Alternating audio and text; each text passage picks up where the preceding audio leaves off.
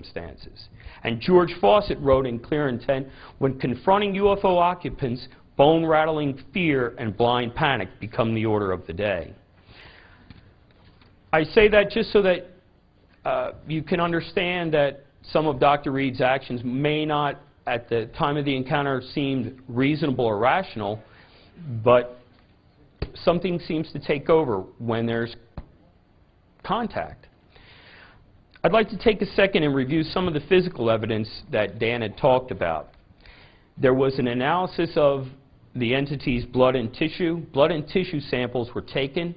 They were taken to the University of Washington, given to a pathologist to study, and no one knew but us, and us meaning myself, Dan Irid, Jonathan, and Robert, who these two individuals were. But we knew early on who we were working with.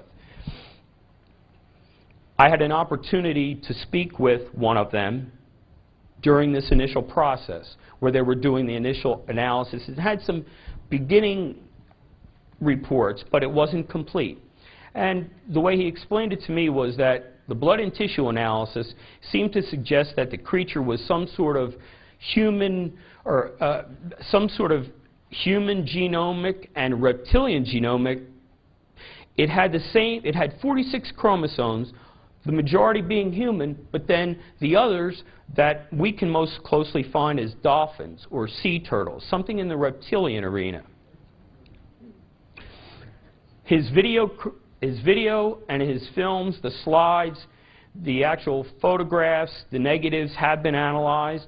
They determined that they are pictures of what they are, and that the film was made contemporaneously in 1996 when the event occurred. It wasn't current film. We've analyzed the obelisk, the structured craft for its size, its structure, and its angles, and a lot of this is on Dan's website. We examined the actual cameras he used out there in the field. Nothing unusual there. We noticed on several site visits that there were several anomalies: magnetic distortion, environmental changes, and there seemed to be now, after these many years, some sort of reconstruction of the site, shall we say. Now we're talking about an area in the woods that's part of the Cascade Mountain Range, way high up, and you saw on the video what the terrain, the foliage, etc. looked like. Now, the floor where the encounter site occurred is covered by crushed rock.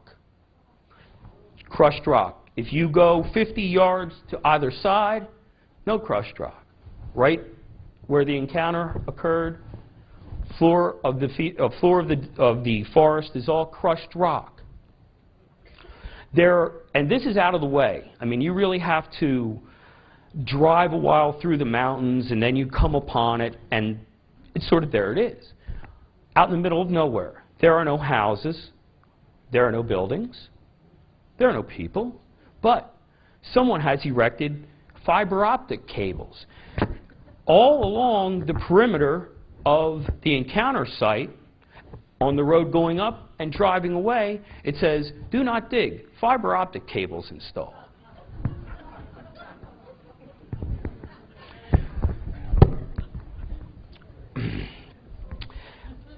Dan has already relayed to you about the eye and the facial movement that Jaime and his folks did so well, and Cole Lawson did so well for us. It's an early report of self-healing material, one thing Dan didn't get into, but the suit, the black suit that the creature was wearing, seemed to have the ability to repair itself. Dr. Reed took an X-Acto knife and cut it one time, it closed. He cut it again, it closed, and on the third time, the blade closed, the suit closed on the blade. It wouldn't let him pull it out. We've also seen, and I believe it's in the University of Illinois that just came out with a report perhaps 6 months ago on self-healing materials. We've done site visits and recreations using comparison photography. They've all checked out. Any good student of the phenomenon will recognize the distinctive aspects of this encounter that have been reported worldwide. Among these, electromagnetic distortion, time distortion, telepathic communication. There are also psychological and physiologically consistent with the majority of close encounters. The first part of the investigation began with interviewing witnesses, and Jonathan, you saw a couple here, but I was able to talk with his only living closest relatives, his aunt and uncle, who live in the state of Washington. They confirmed to me that he did have a PhD, that he had the educational credentials he had, that they were aware of what's been going on with him. And his uncle, who was a Navy vet, said to me, I used to be proud of this country. What they've done to Dr. Reed makes me sick. Thank you.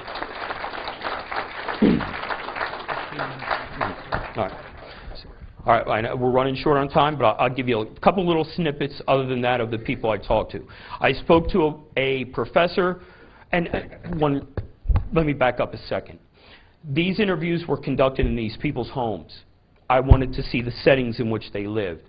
And Jonathan's aunt and uncle, their home, had pictures years ago of him, of the dog, of his friend Gary, and virtually correlated everything that Dr. Reed had told me. I was also able to interview quite a few professors and students who were at the same university, San Diego State or the UCLA. I was also able to interview fellow co-workers, 3 hospital employees, the photo shop employees, his family, his landlord. I've talked to a bunch of people, and these are all documented on audio, video, and/or contemporaneous notes. The professor, one of the professors, actually had, and he was a man of study, a learned man. His den was that of a former college professor, a man who had spent his years in that profession. He was able to show me a grade record book that said Jonathan Reed and a grade in an advanced class. And it was a book that was back in the 80s. I mean, there was no fresh ink. The book, it was made at the time. Also, the professor was aware because Dr. Reed had asked him to help him in his getting his money back from the bank and trying to recapture his credentials. So this lawyer was this professor was also interviewed by Jonathan's attorney, and the bank officer alluded to that, where he lost $85,000 and was only given half of it back. Again, most importantly, hundreds of hours examining and interviewing and observing Dr. Reed, using both direct and cross-examination techniques. I've subjected he and Robert Wraith to voice stress analysis to determine the veracity of their testimony. I had asked him to take me to the University of Washington. I wanted to see where his office was. Probably now it's been maybe 8-10 months. We got into the hospital one evening at the University of Washington. We made our way to the 7th floor, whereupon we were headed down the corridor to where he said his office was, and lo and behold, we're met with a security guard, University of Washington security guard, who said, "I'm sorry, Dr. Reed, you know you're not supposed to be here, and I'll have to escort you out of the facility."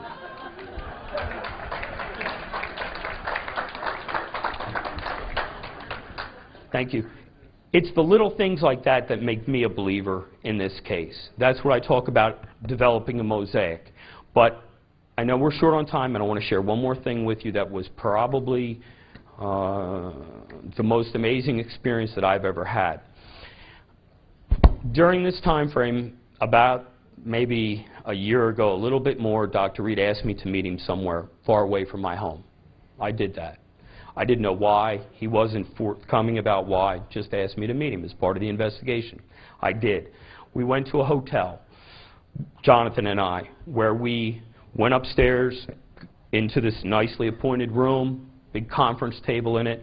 We were joined by 2 other men, Caucasian, 50s, 60s, looked like ex-military businessmen type.